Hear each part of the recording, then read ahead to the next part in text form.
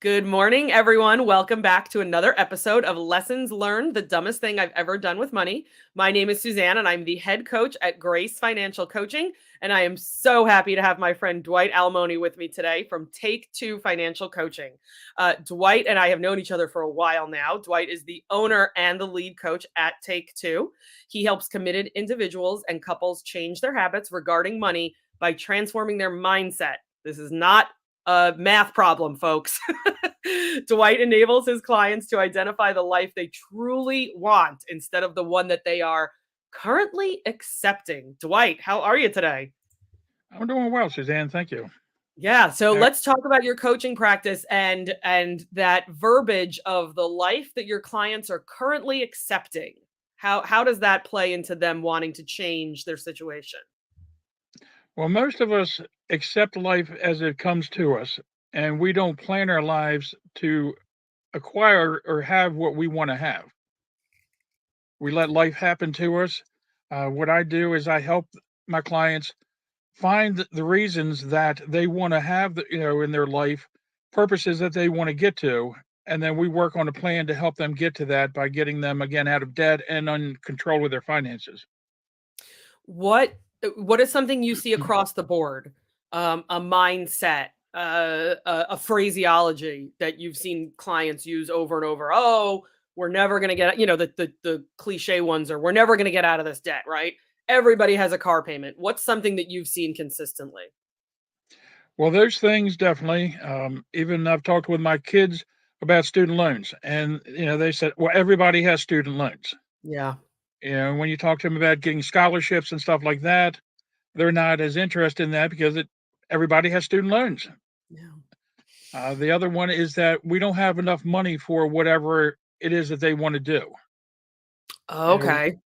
that often comes into it because they have that scarcity mentality that their paycheck is never going to last long enough to do what they want to do, and they're barely getting by, so they can't do anything else. Yeah. And that's where So I come so in to we help can't them. go on vacation until my job starts paying me a lot more money. Yeah, or I get a better job, or I take on a second job, or whatever it is that they look for some other way to fix their situation, but they don't change their mindset on how they handle their money. So they're just continuing to do the same thing and expecting there's different results. I've heard that's the definition of something. Yeah. So, how do we start breaking that? Because, I mean, you and me know this, right? We see it all the time. We'll talk to somebody who thinks they want to hire a financial coach, and at the end of the 30 minutes or half hour, 40 minutes or whatever time we spend with them, um, they haven't even gotten to a place of being able to work with somebody. They're so pigeonholed into that mindset that you're talking about. So, how do we start to break that? One of the things that I do is get them to start thinking about 10 years into the future and have them describe their life from that present day. And I basically like, okay, we're meeting each other 10 years into the future. We happen to run into each other on the street. And after our pleasantries are over, we talk about, so what's going on in your life now? And have them tell me what their life is like at that point, and have them start to see themselves at that point, and that gives them incentive to want to make a change. Yeah, because it's really scary to sit there and think in 5 years, in 10 years, I'm gonna be in the same place that I am now. Yeah, Or worse, right? It could actually get could worse. be. Yeah. It's what are some of the things that people talk about wanting to accomplish in those 5 or 10 years? Oftentimes it's traveling. They want to be able to travel. If they're looking at retirement, I ask them, describe how you want your retirement to be like. Not just, again, barely getting by. What do you want to do in your retirement? And oftentimes travel comes into it, spends time with the grandkids or something like that. And I get work to get them to elaborate on that. The more details that they have for that future life, the more realistic it becomes to them. Gotcha. Yeah, And it's kind I of, think we definitely overgeneralize the retirement statement. And by the way, traveling's not that fun right now. well, no, I haven't done it for a little while. It's kind of a nightmare. I would not recommend it. I just certainly would not recommend flying domestically right now. Yeah, actually, my son-in-law is traveling this afternoon. He's going Yeah, back to see his family. yeah, and he probably won't get there on time, and something will be delayed. And yeah. Yeah. So as much as travel sounds like this wonderful, glamorous thing, it's not always so glamorous. And also, like you said, you've got to get really detailed about these things because if we just throw out the word travel, well, what does that mean? Does that mean we're driving from Virginia to Pennsylvania? Or does that mean we're Hmm. going to Europe? Yeah. How many times are we going to Europe? Who are we taking to Europe? How much, what are the prices now? That means they're going to be probably more in the future, so getting really specific. Um, it's a little difficult for people. Have you found that? I find it's hard for people to get really specific. Yes, and I've asked people, I don't know, several times, like, how would you like to describe your future 10 years from now? And they kind of give me this deer in the headlight look, and then they're like, I don't know. Right. And then of course we got to pull it out of them, you know.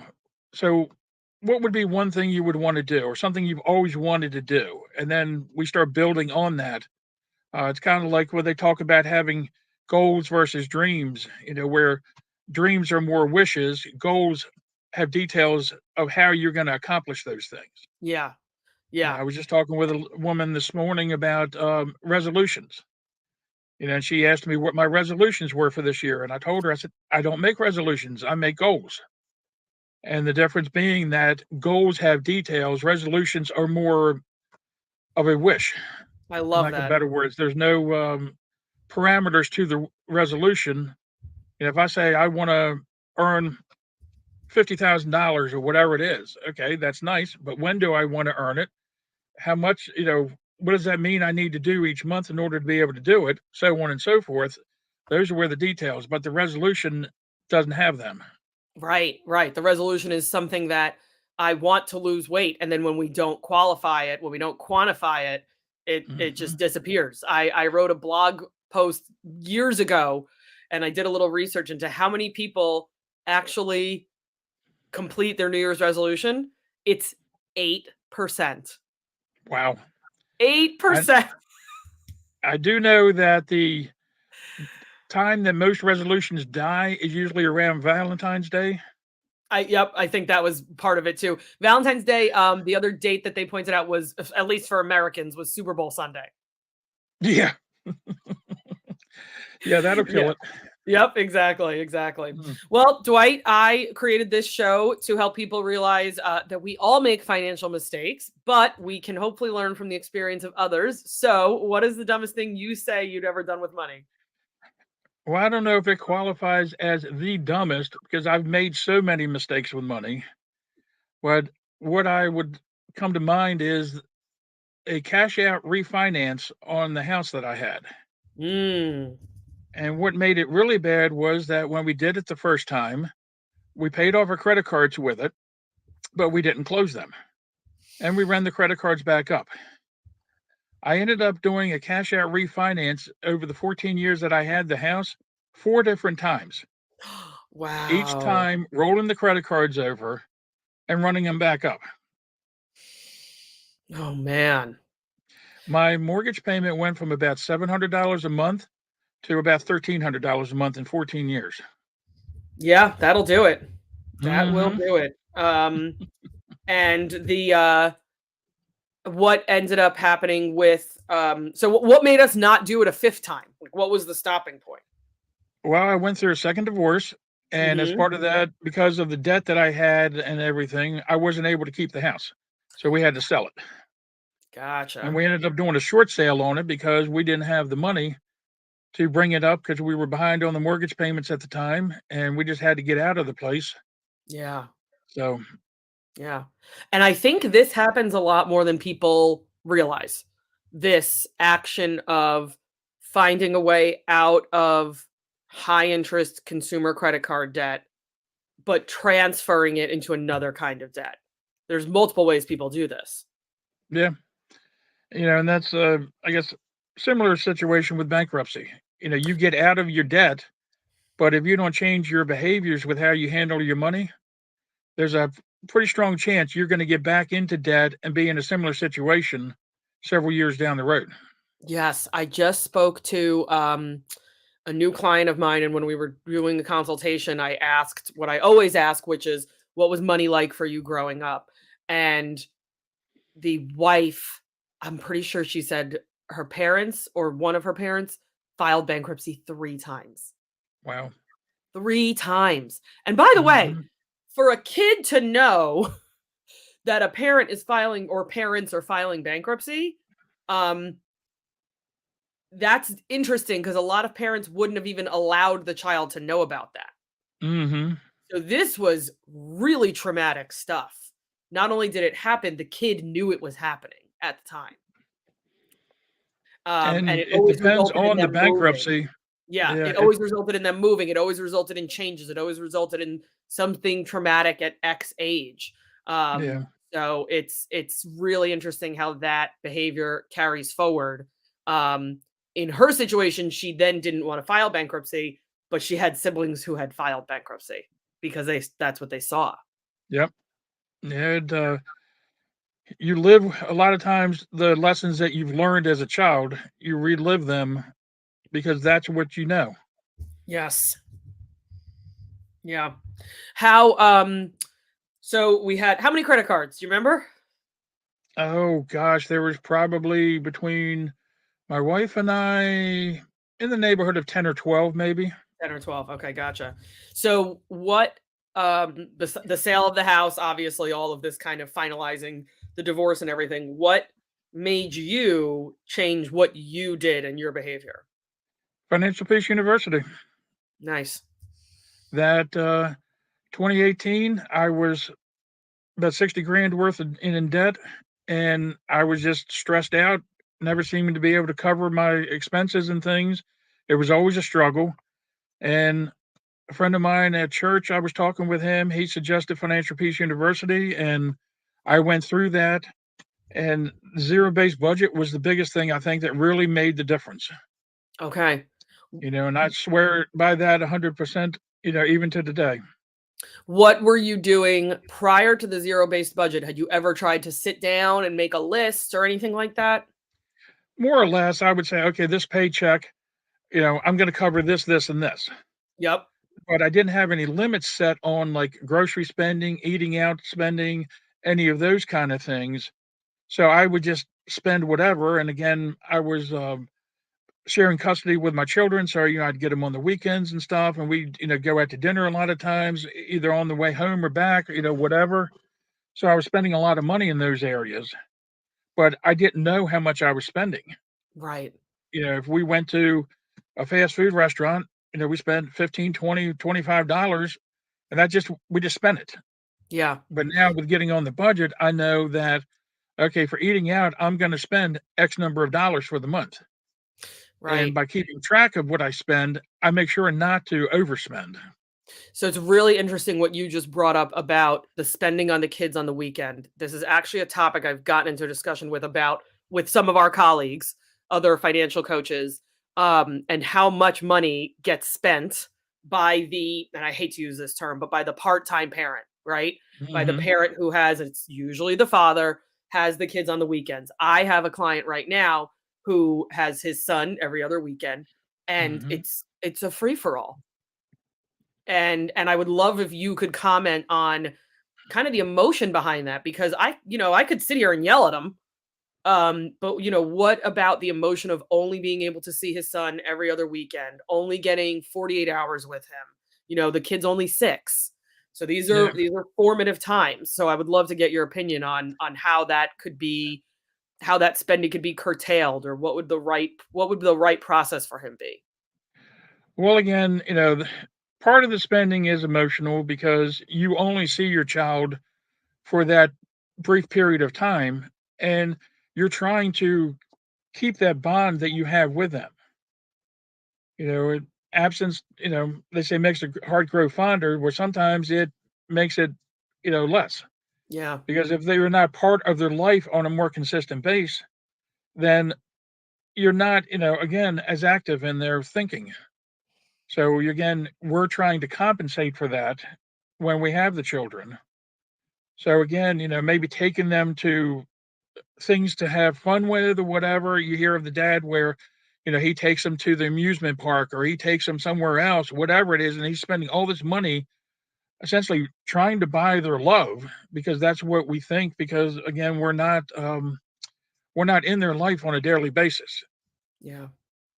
Yeah. We don't know what's going on in school a lot of times, or we don't know what's going on, in their sports unless we are able to make their games and things like that. And we may not be able to make all the practices, so we're trying to fill that void. Yeah. Yeah, it is that is I mean, if that's to me that this is like the most prominent definition of emotional spending, right? Hmm. This is the time where, we all have these clients who are emotional shoppers, right?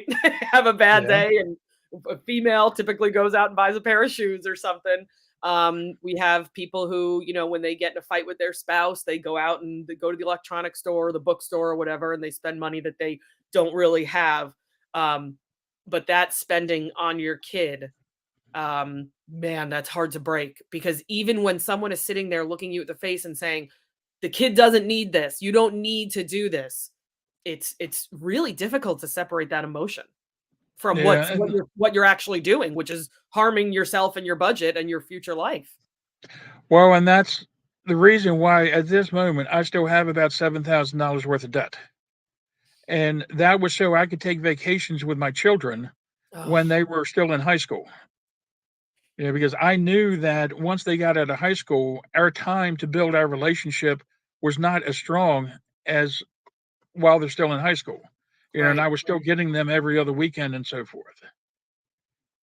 So we were able to, have those memories and everything. And, it was a trade off. Do I get out of debt sooner and not have those relationships, or do I build those relationships and just take a little bit longer to get out of debt? Yeah. Would you do anything differently, specifically as it relates to those vacations? Would you go back and do anything differently? Maybe plan them a little bit better, Okay. and try to have more of a budget with them. That would probably be the one thing. And again, even with the weekend, visitation times and stuff, I would plan those out better. And again, back to the budget of having a line item in the budget for those weekends. Yeah. How much are Yeah. we going to spend each weekend when the kids are over?